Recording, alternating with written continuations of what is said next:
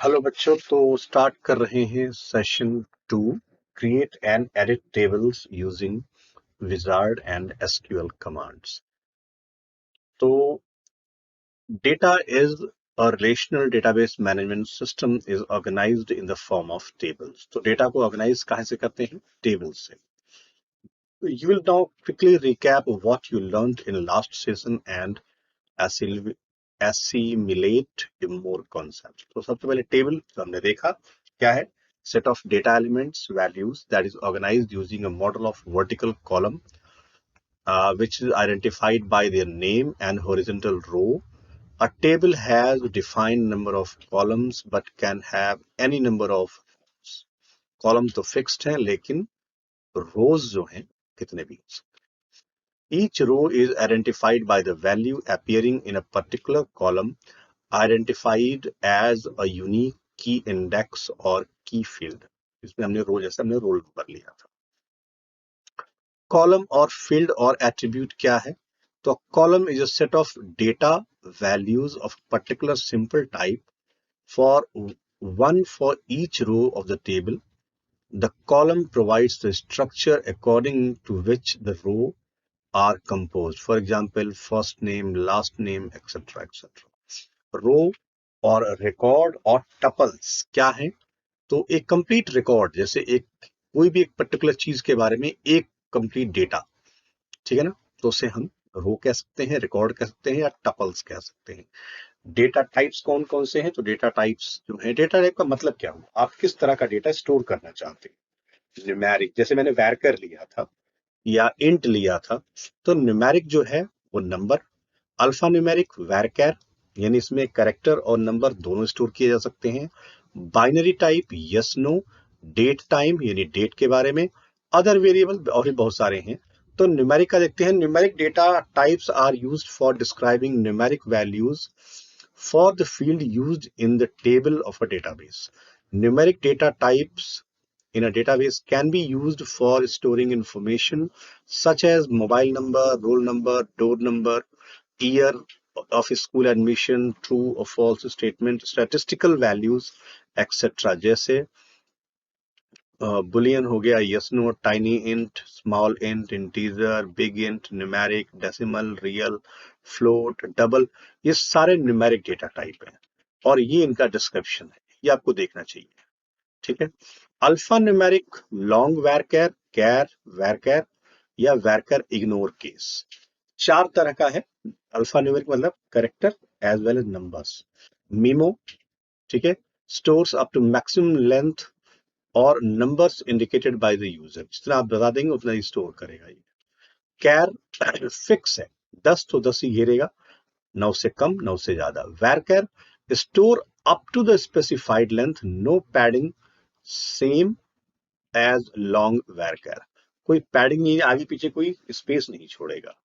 And varchar ignore case, तो stores up to the up the specified length. Comparisons are not case sensitive but stores capital as you type them. यानी अगर आपने capital दिया तो ये capital, small दिया तो स्मॉल, वैसा ही स्टोर करेगा ये. ठीक. और कंपैरिजन जब आप करेंगे इफ कंडीशन लगा के, तो ये उसमें एरर आ जाएगा, इसलिए ठीक नहीं है बहुत ज्यादा. मैं यूज करता हूँ वैरकर, और अगर कोई एक कैरेक्टर की बात करनी हो तो char. Binary type long binary यानी image, binary fix and var binary मतलब बाइनरी.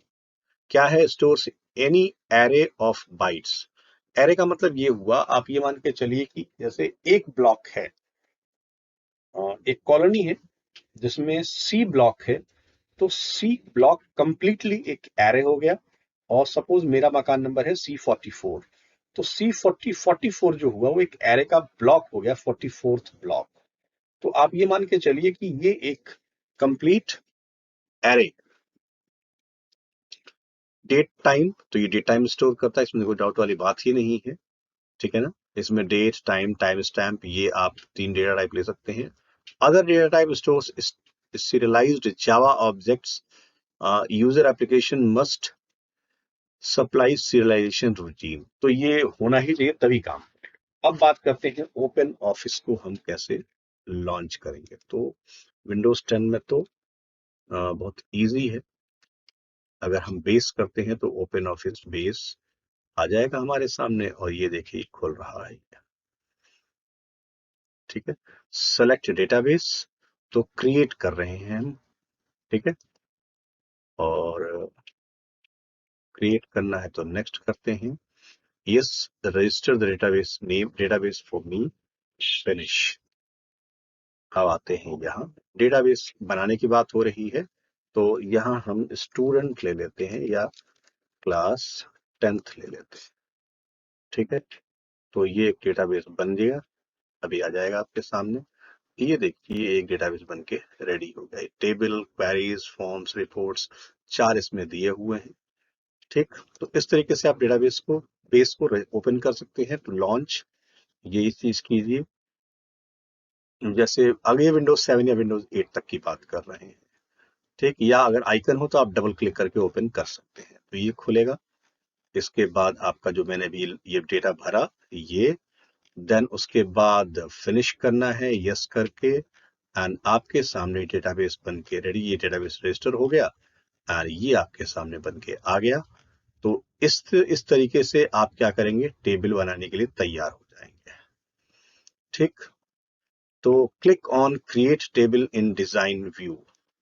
तो डिजाइन व्यू हमने ले लिया, ये हमारे सामने एक ब्लैंक एरिया आ गया जिसमें हम टेबल बनाएंगे। तो हम यहाँ कह रहे हैं रोल नंबर, टेक्स्ट ले लेते हैं, और S name and monthly fee, इसको हम नंबर ले लेते हैं।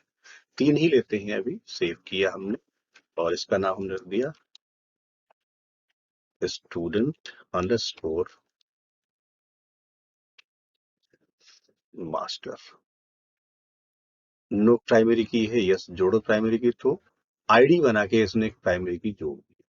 नहीं, मुझे ये नहीं चाहिए, मैं इसको डिलीट कर रहा हूं, और इसको मैं चाहता हूं कि इसको प्राइमरी की बना दिया जाए। तो ये देखिए, ये रोल नंबर ही हमारा प्राइमरी की बन गया है। अभी हम इसको सेव कर देते हैं, यस। ठीक, अभी मैं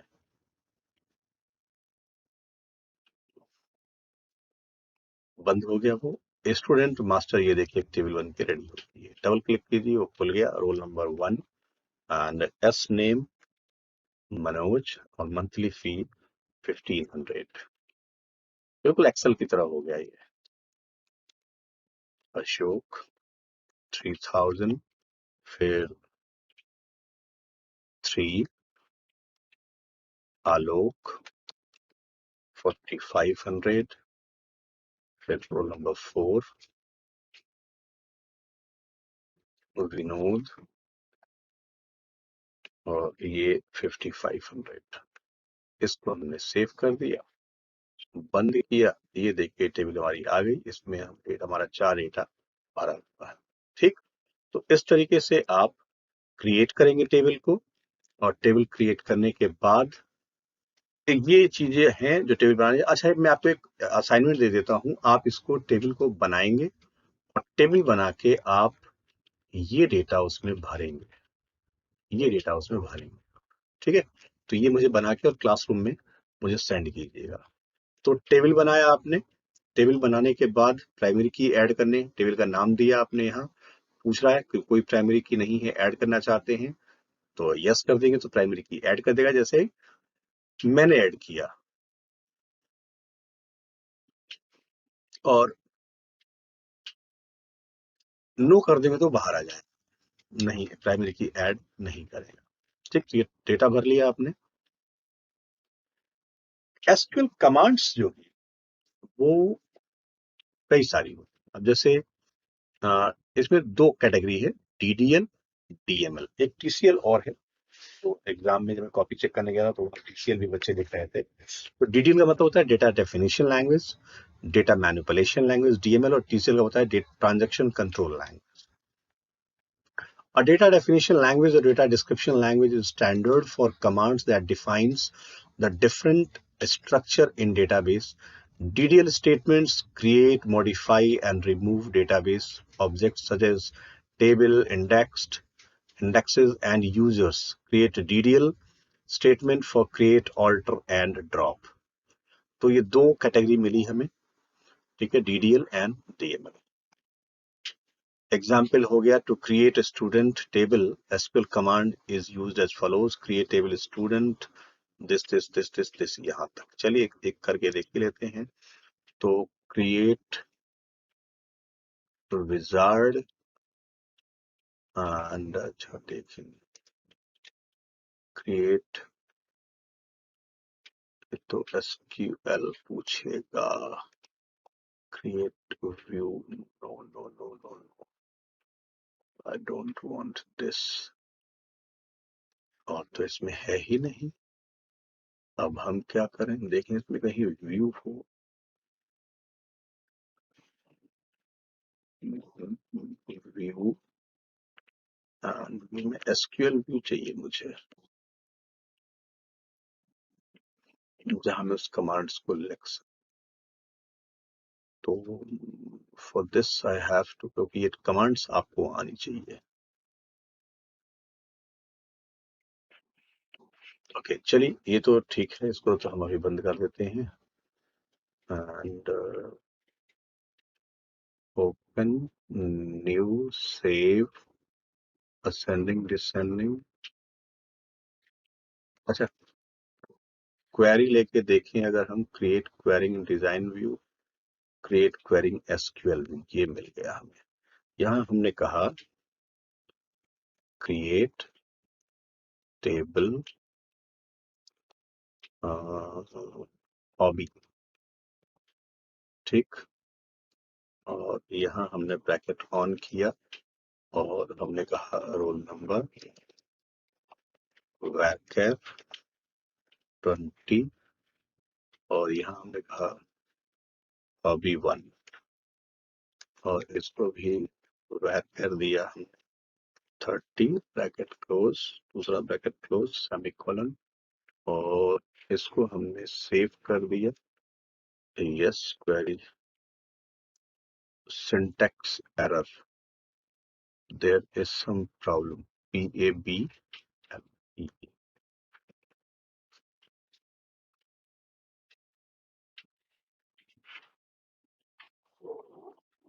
क्या कह रहा है, the given command is not a select statement। अच्छा, तो ये तो एसक्यूएल व्यू हुआ ही नहीं।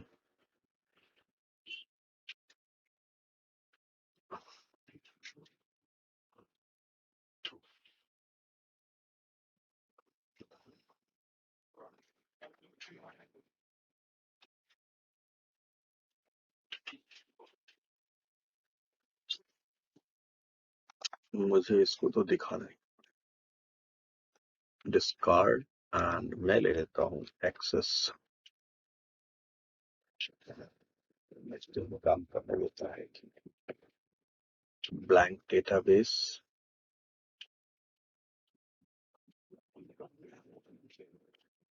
और यहाँ हम ले लेते हैं स्टूडेंट, क्रिएट किया हमने, और यहाँ हम टेबल को रहने देते हैं। व्यू में हम ले लेते हैं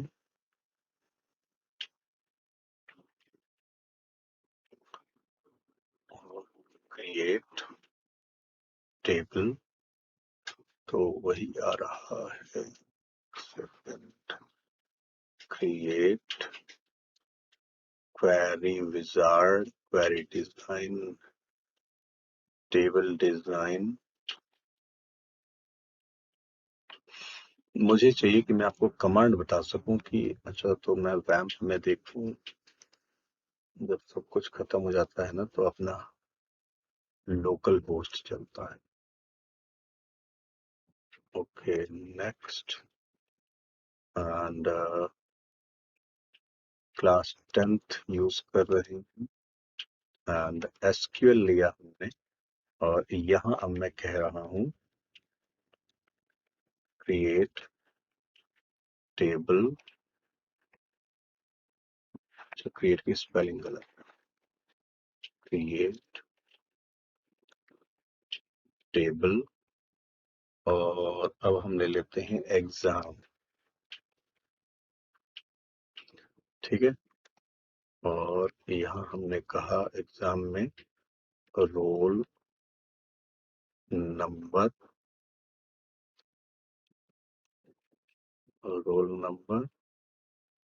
इसको ले लिया हमने varchar 10 comma exam underscore name, ये भी ले लेते हैं varchar 20 ब्रैकेट क्लोज सेमीकोलन। और ये अगर हम गो करते हैं तो